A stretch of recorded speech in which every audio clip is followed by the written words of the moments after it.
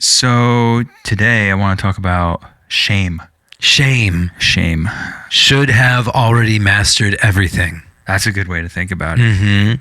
That's like that perfectionism thing. Yep. But so we did a video on shame a while ago, not a podcast, but one of I think the first videos that we put out was all about like the toxicity of shame. So I wanted to talk about it today. And this idea that, it's kind of determine the difference between shame and guilt, and then maybe some of the other things that happen as we're feeling shame. Although I think we're only as sick as our secrets when it comes to shame. It's not a secret exactly. It's more like a judgment that we've made about ourselves, a verdict that we've made about ourselves. Probably we made it a long time ago and we carry it secretly. Yeah. And it's not so much about, I did something I regret. It's more like, I regret the kind of person I am. Yeah. So that's an interesting. So just to start, like the difference between shame and guilt, actually, you're talking exactly about that. Shame is I am a mistake, and guilt is I made a mistake. Exactly. It's differentiating action, something that I did, right, versus something that we are. Exactly. Yeah. And shame is one of those things, I think, when I go back to like work in addiction and substance use issues, like that's the constant that I always hear about is this underlying pit of shame. This is something that we feel in deep within our core. It's sometimes people talk about like that hole, that dark place in their stomach. But it's really, I think, at the core, like that's where we experience shame. I have a little bit of shame about this microphone. It keeps going right into my mouth. I'm gonna tighten that up. Thank you. There's somebody I love in recovery who describes shame as the feeling of being disqualified from connection with another human being. Tell me a little bit more about that, like what the being disqualified. We in past episodes we talk a lot about how we're humans are herd animals, we're pack animals. Right. We care very deeply about being part of a herd and being persona non grata, being cast out is profoundly painful. And I think with shame, shame brings a sense of I'm not worthy. I'll never be worthy no matter what I do. So I am not going to connect with anybody. And the sad irony of it, and we can get into this more as we discuss it, is that that's really the antidote to shame. The antidote to shame is being seen by another human being without being judged. Right. To be seen in a loving, supportive, unconditional way. And yet shame prevents that from happening. If I feel ashamed, as my friend in recovery says, I feel disqualified. I feel like there's absolutely no way I can show who I am to another person without being severely judged, cast out of whatever tribe I'm trying to be a part of. You don't meet the criteria to join the club. Exactly. And that club happens to be humanity. Right. And so always, that makes a lot of sense, right? This sitting with shame or having this underlying feeling. And I think everybody has some level of something they feel shame about, something they're shameful about. And when we think back to just kind of that idea of something that there's things that we never feel comfortable sharing with another human being. By the way, if we shared those things with other human beings, they might be like, yeah, that's okay. Like I did that too. Or there might be actually some normalized, experience with it. Absolutely. But we internalize it in such a way that it becomes this toxic kind of cancerous feeling that I think contributes to that thing that you're talking about, being other, like that painful experience of not being allowed into the group, disqualifying ourselves from it already before we even get there. And then from there, it's the depression, the anxiety, and all of the other kind of like alienation, loneliness, isolation, which just exacerbates shame. Yeah. The more alone we are with our shame, the sicker we are with those secrets. Yeah. And so shame shame isn't something we're born with. This isn't some like natural, like kind of like experience that like, oh, well, I have, 20% shame when I was born. There's not a genetic marker for shame, at least that we know of. I'm sure someone might disagree, but when we think about it, shame comes from a learned experience, and I think shame really comes from when we're younger, and this like maybe this when we're trying to express our needs and our feelings, and we're kind of met with punishment or disregard or ridicule or silence. So if we think back to like, our own childhoods or, someone else, like a little kid, every time we express something, and it can be anything, it could be happy, sad, it could be any feeling that we express, any interest. If we're shut down or disregarded or told that that's not right in any context consistently and over time, it starts to contribute to shame. Like feelings become dangerous. Expressing ourselves becomes dangerous. And if we think about, like you were talking before about being heard and being present with people, when we express ourselves, if we can't express ourselves, if we can't allow others to experience us without being punished, then we're going to hold it inside and think that we're broken. Totally. Yeah. And it also comes from, I think shame often comes from this being told at the young age you're talking about, that stage of development, being told that our feelings are wrong. Yes. That happens. Shame is also something, as you mentioned, it comes up a lot with substance use. Yeah. It comes up a ton in anybody who's been assaulted or abused, childhood sexual abuse. So many times, a child's job is really to love, right? Yeah. I mean, that's like the child's job. And those who perpetrate abuse, especially sexual abuse, any kind of abuse on children, they betray that and they distort it. And so the child is left with a feeling of like, well, wait a second. My feelings must be wrong. Here I am programmed essentially to just love and receive love, and I'm being abused, I'm being assaulted. This hurts. Sometimes, in the worst cases of shame that I've ever worked with or encountered with clients come from the clients who've been abused, and they're like, but it felt good when I was a kid. And the perpetrators will often, it's like they have a code. They'll use that against the victim, against the survivor. And so that deeply, deeply increases the sense of shame. Right. There, and like you were saying, there's attention, there's, focus, there's all these things that kids might be craving. Right. And that becomes exploited. Absolutely. Yeah. And then the child is made to feel bad for wanting that kind of a connection. If it's a male, a boy who's abused, who's molested, and his body responds to it, it makes the child feel unsafe in their body. It makes the person hate their body. Sure. Which also exacerbates a sense of shame. Right.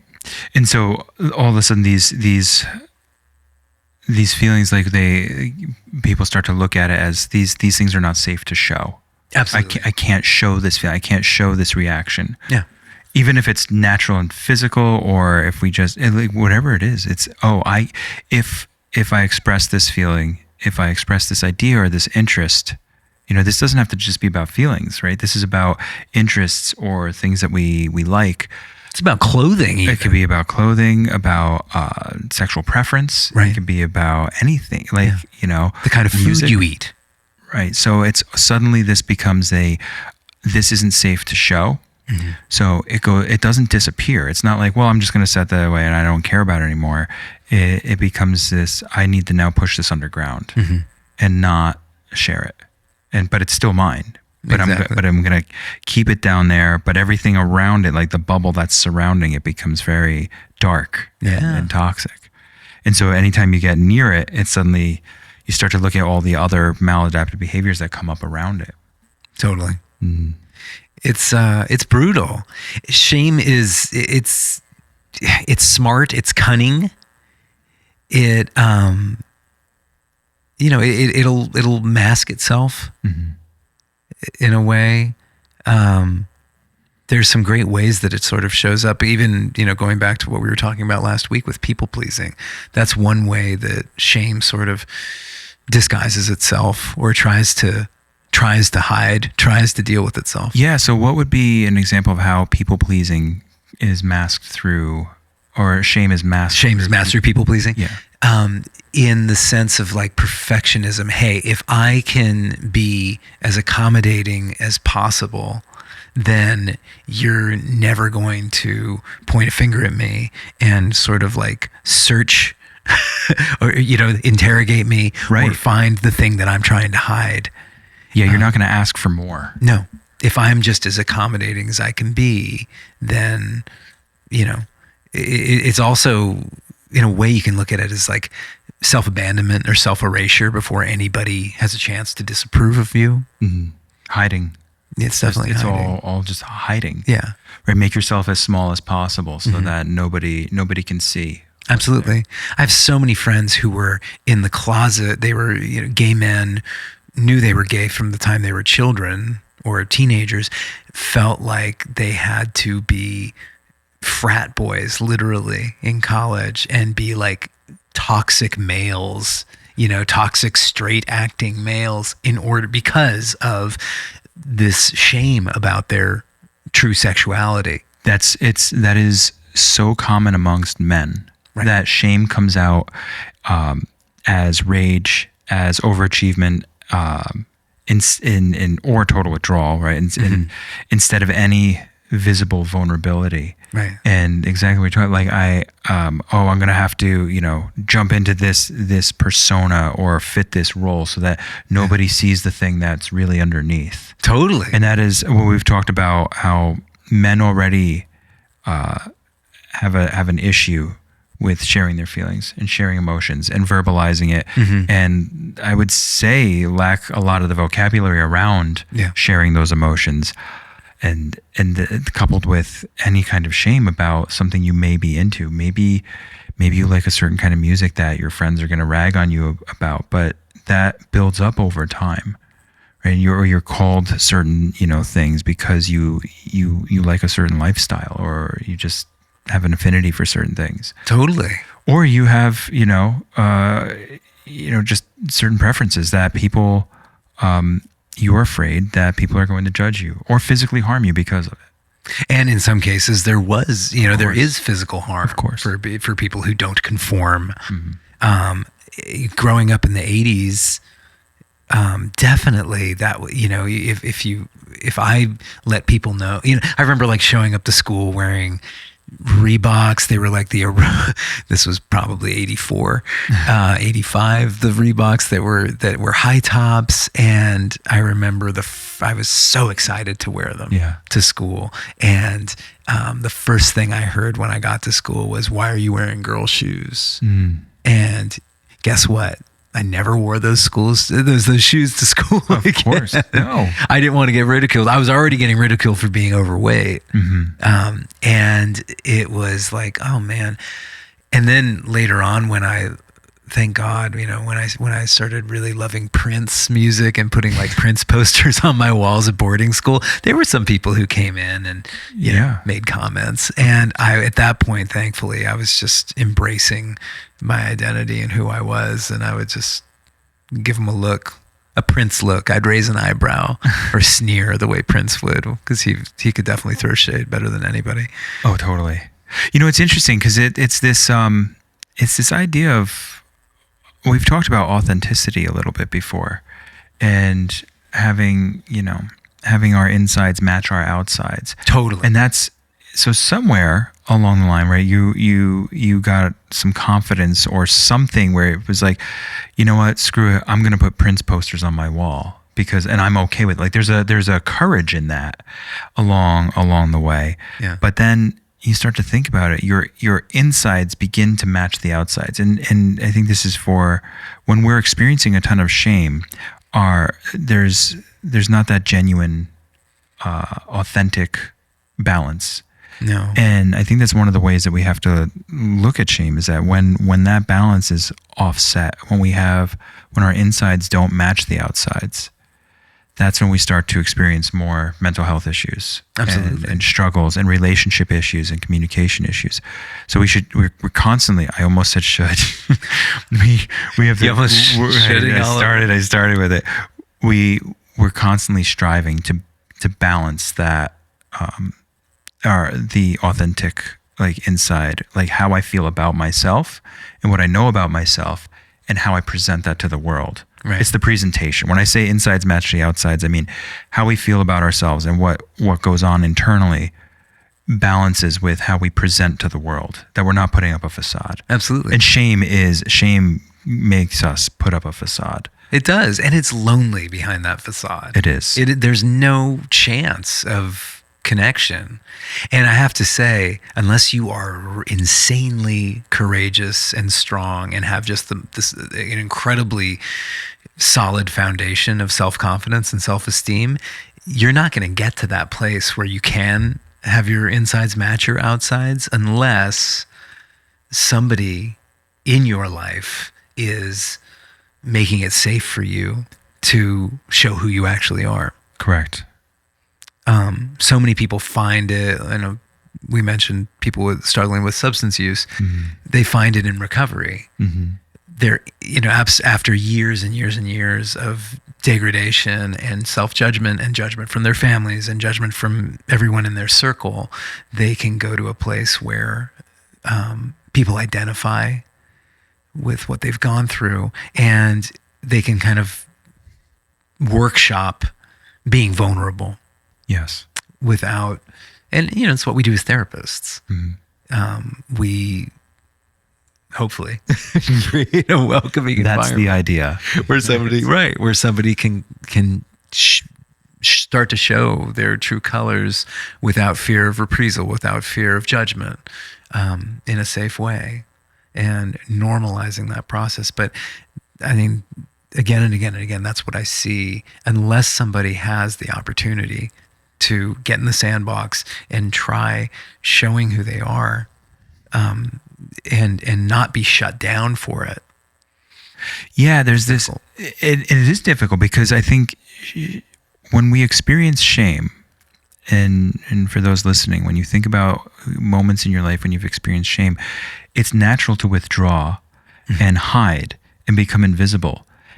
So you almost remove yourself from, when we talked about this at the start, you remove yourself from being able to be seen. Right.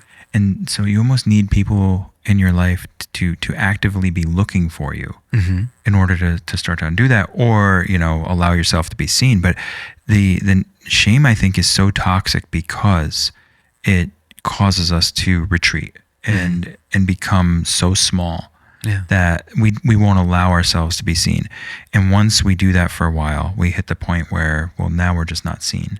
And then it starts to, it's like the self-fulfilling prophecy of, I've become so small and out of fear and not allowing myself to be, and not wanting myself to be seen because it's dangerous, to now nobody sees me. Now I'm worthless. Yeah. Now I'm a mistake. Now I'm not worth having the relationship.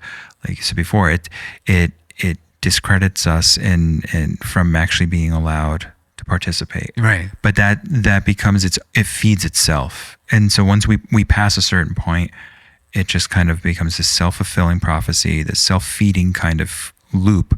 Yeah. That we live in. Absolutely. And that's when we start doing those masking behaviors. You might see humor, like, or like a lot of humor, like all these things that we deflect compliments, accomplishments. Oh, yeah, no, absolutely. You see that all the time. Try to pay a compliment to somebody who has shame. They will not accept it. No. Even if you just say like, oh, I really like that shirt. I got it on sale. Yeah, exactly. It's just something old. Yeah. Yeah.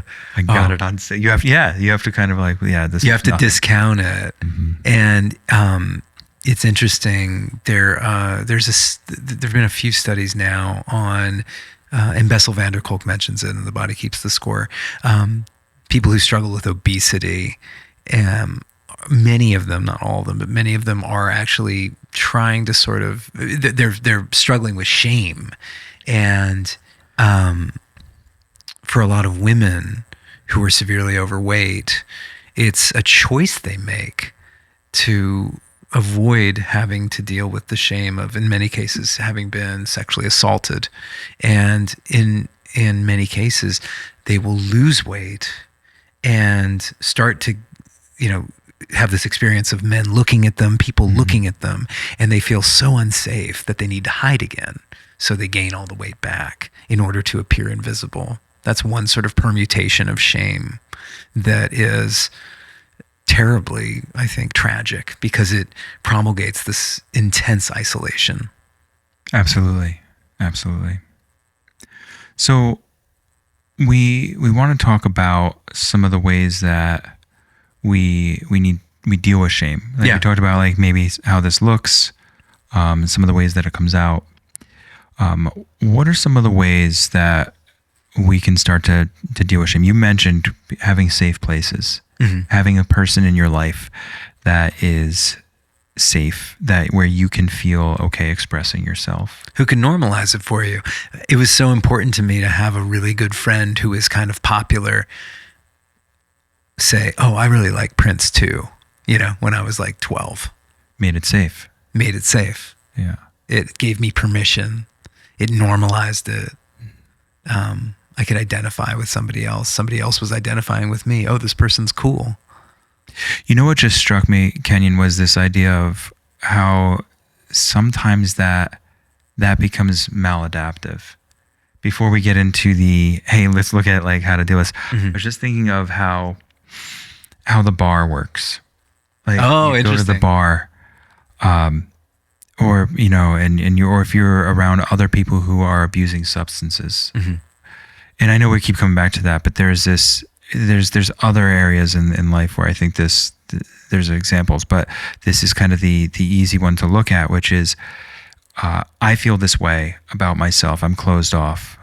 These other people feel this way about themselves, but there's that equalizer. There's the substance use is something that it kind of balances it out. And we've talked about this, I think. We talked about this in the last episode. Where there's that, it evens the playing field. And so if we're walking around with these negative feelings and this shame and these things that we don't want to show people, there's still this, it's not even a false sense of connection. There is a connection there over something, but it's harmful.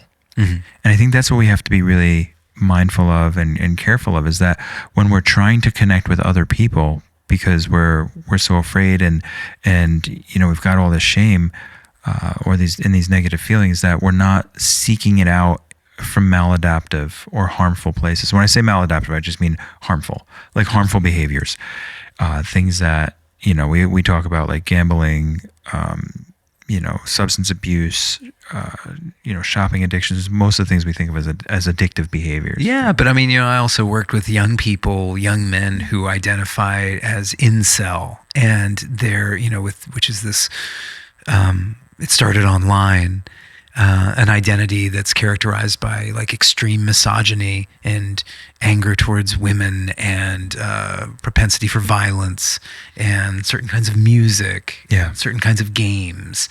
And it really adds up to a very toxic male identity. And these people are often super reclusive and finding each other online. And it reinforces a highly maladaptive, not only a maladaptive behavior, but like a maladaptive identity. Yeah. And super toxic. Yeah. Right. And dangerous. Right. Because this is where a lot of abusive, there's been a lot of abusive behavior and violence coming out of that community. Some of the like school shooters identify as. I think of that as, it happens so quickly. So when we think about how fast if we're pining for connection, just as human beings, right? So this is human nature, that we need to be connected.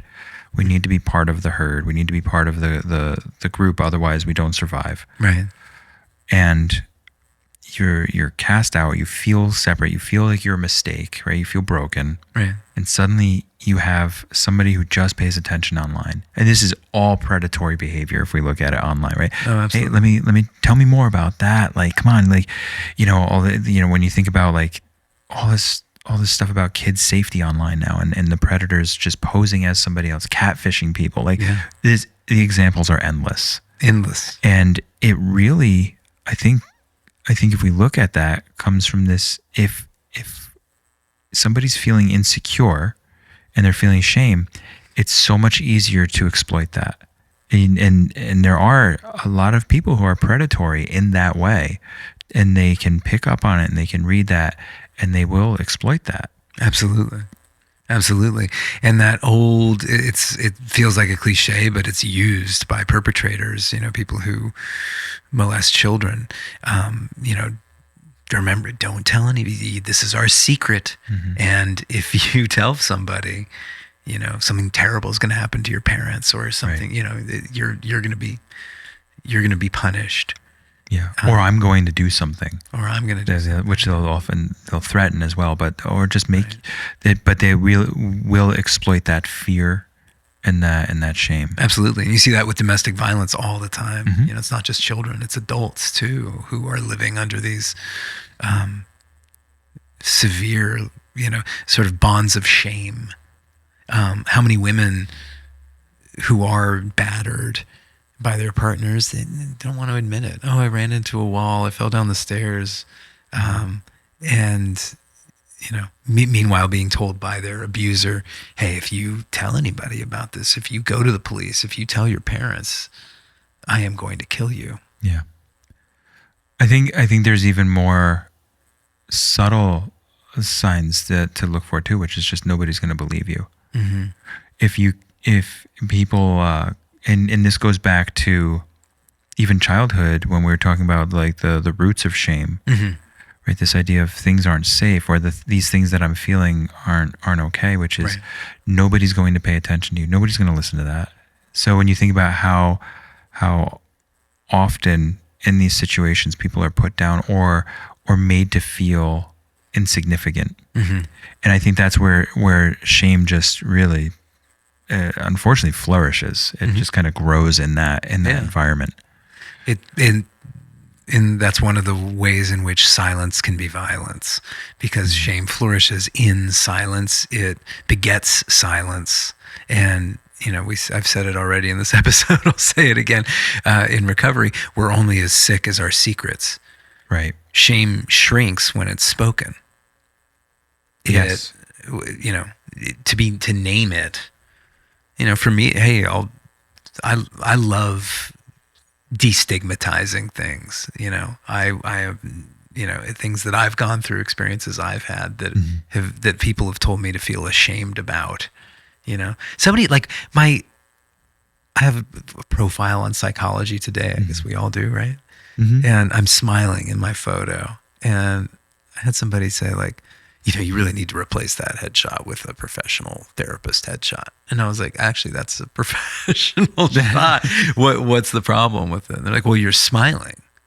And I have had multiple clients reach out to me from that profile, and I'll say, hey, just curious, why did you reach out to me? And they'll say, because you're smiling. Yeah. And it gave me hope. And it's an authentic smile. Yeah. Yeah. Yeah, it's not. It wasn't the the profile smile. The profile smile. It wasn't the profile. No, but that's so it wasn't the Olin Mills smile. But that's so telling about where that person was coming from, versus the other people who are looking also like, oh no, I want the person that has that, because there was a safety in that. But we're told, don't smile, keep your head down, don't wear clothes like Kenyon wears, hide your tattoos. That's right. I was thinking about this with my kids recently, like talking about things that embarrass them. Yeah. And they're young. They're in that age where they're embarrassed of you, right? Not fully. When I pull up to the school to drop my daughter off, she turns down the music and sinks down in her seat, and I'm like, I'm the coolest dad here. What is your deal? Like, like Tribe Called Quest, like blasting, or it'll just be like some like other metal. I'll go into school like blasting Rage Against the Machine. She's like, Dad, stop. I was like, what? These kids, they're blessed to have this experience right now. As I roll. But when I talk to them about embarrassment, other than me intentionally trying to like embarrass them, it's this idea of owning the embarrassing moment, owning this thing that you feel shame about, because when you name it, you can't feel like you're saying it's no secret. Mm-hmm. So, and I've tried to practice this over my life, and sometimes it works and sometimes it doesn't. But if I do something that really embarrasses myself and or I feel really embarrassed or even shameful about something, I try to immediately call it out in that moment to the person, be like, and just kind of make light of it, mm-hmm. because it helps. But that's one way that I really try to reduce like the shame. I have enough shame that I just keep balled up down inside. I don't need to be adding more to the pile. It does a good enough job just kind of sitting there and moving around. So when I do something, I do try, if I recognize it, to say like, wow, that was really awkward. Or, God, why did I say that? Like, it can just be a passing comment like that. At least if I put it out there, it gives the other person a chance to be like, yeah, that was crazy, or no, it's no problem at all. Like, right. I can navigate the level of acceptance and the awkwardness. Mm-hmm. But if I feel comfortable navigating like an awkward moment, then I can throw that shame out there. But I have to name it first and be like, yeah, God, I felt really bad when I did that. Oh, I can't believe I said that. I love that so much because it's modeling self-forgiveness. It's modeling, hey, it's okay to make mistakes. And shame says it's not okay to make mistakes. That's shame right. says if you make a mistake, you are a mistake. And you'd better not mess up. There is no second place, all that, no second chances. Bullshit. Yeah. I'm 50 years old. I have had so many second and third and fourth and fifth chances. And I will continue to have more chances. And, I just love that you're able to hold yourself accountable. I could try. Try. But without punishing yourself, just to admit, yeah, it's hard. In all honesty, I will still punish myself about it. Oh, sure. But it's much less painful and it doesn't stick as long. Right. Then it might switch back to guilt. Oh, I made a mistake. I think that's when we talk about that distinction again, guilt is I made a mistake versus shame, I am a mistake. There's a relation to them, and you can cross that line from one, and one does transform to the other, but you can move it back. Right? Absolutely. I think we have the ability, and that's where I think if we can call attention to the moment, and this is what's so important with teenagers, especially kids, like teach them that making a mistake is okay. Yeah. Just call it out. You don't have to hide. You don't have to run away.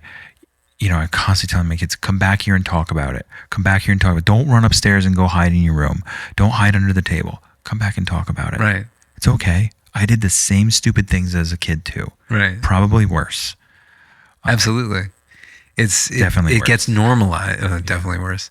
No, it gets normalized that way. And yeah, it's so important. Normalization's really, that's key. You're bringing that up because that's also normalizing is understanding that, oh, you know what, Kenyon, you probably have shame too. And I have shame and you have some shame. Hey, so we both have this kind of, and it's maybe about different things, but we all experience it as human beings. These are all things we feel bad about. Totally. We've all done something we feel bad about. That's okay. Where it's not just our secret, like, albatross to suffer with. No. And that sense that shame gives us, which is that you're the only person in the world who has this. You are terminally unique, my friend. Yeah. No one sucks just as bad as you do, in quite the same way. And it's, God, I mean, just the shame of like farting and trying to cover it up. I mean, that's so awkward. It's like, just own the fucking fart. There's two of us here. I know you smell it.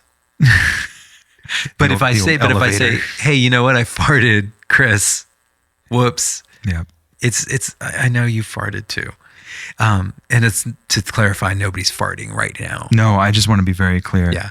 Because my wife is going to be like, that whole part of your podcast where you talked about farting. But again, but sharing, breaking shame down, because shame does say, you're the only person who's experienced this and you'd better hide in order to be barely acceptable. And thus shame self-perpetuates. Being able to talk about it. That's why I love therapy. I mean, hey, this is a place to counter shame, to let it out, show it to the light. It's like a vampire. It'll die in the light, in the sunlight. That's true. It's hopefully a safe place. Right. And I know it's kind of cliche to say, oh, therapy is like creating this safe environment for people. But that really is, when I think about therapy and being a therapist in that process, it's not just the room, the safe room, or a lot of it has to do with that space. But, since we've gone to telehealth, that's a little different, But I think it's really about how the relationship is safe.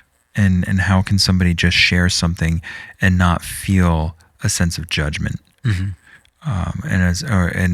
like a mean judgment too. Like there can some of that, we've talked about assessment versus judgment, just kind of like listening, but this idea of like, oh, I'm being judged and I'm being put down, or this person thinks less of me because I'm saying this. Absolutely. And that is what we're avoiding. We don't want that. We are trying to have a relationship with somebody where you can tell me about all the weird stuff that goes on in your life. Yeah.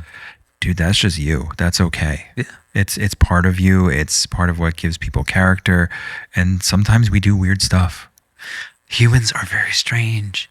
It's so rewarding to have a client, and I just had this the other day, to have a client say, I've never told anybody any of this before, but this happened to me. Mm-hmm. And then it makes me, it's deeply gratifying to me, not because something awful happened to a client, Right. but because that client is experiencing safety, and I can see the shame kind of like minimizing. And it's not like I don't aim to be anybody's confessor.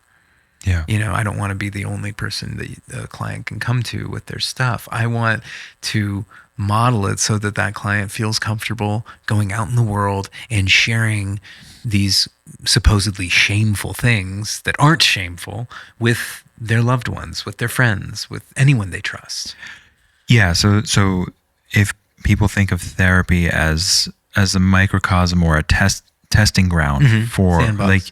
The sandbox, you get to experiment with that, and then take it out and try it. But the cool thing in therapy is that you get to identify the people that might be safe. So there's nothing wrong with tipping the scale. Put your finger on the scale and tip it in your favor a little bit, to go out, try those experiments first.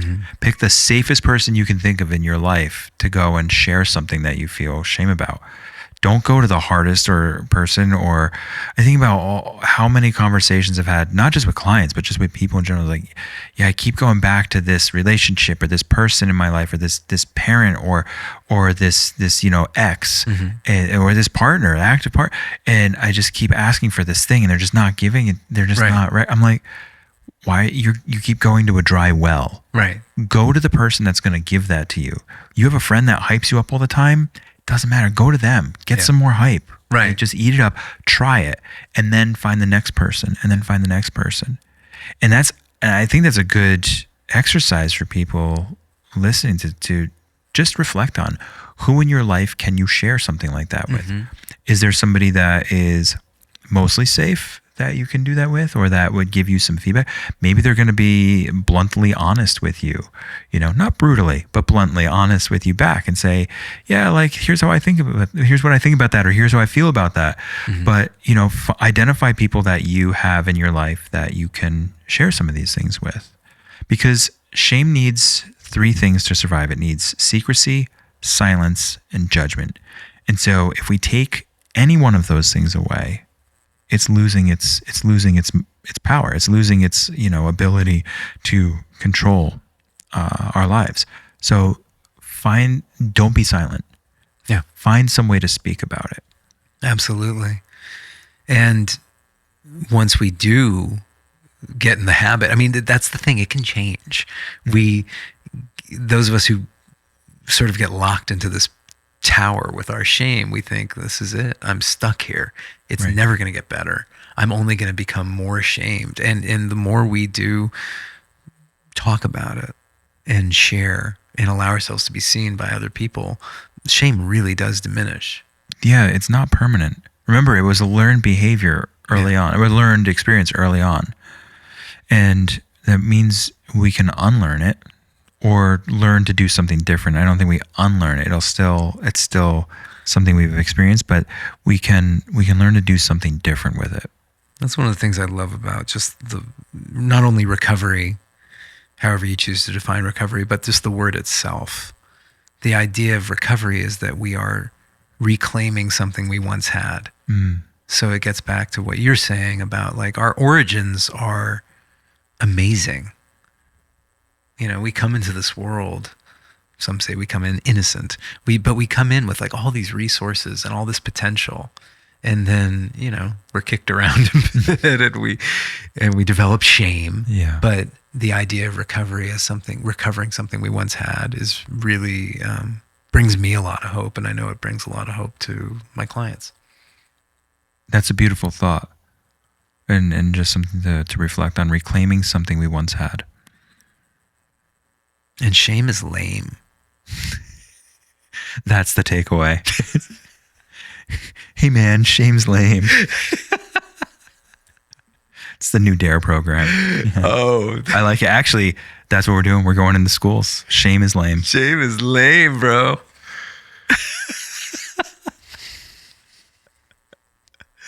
That seems like a natural place to stop this week. Thank you, Kenyon, for that wonderful insight. Stop you me. said something so beautiful. And then I shat all over it. I refuse to be ashamed for it. That's right. No, I appreciate that about you. Perfect. Right.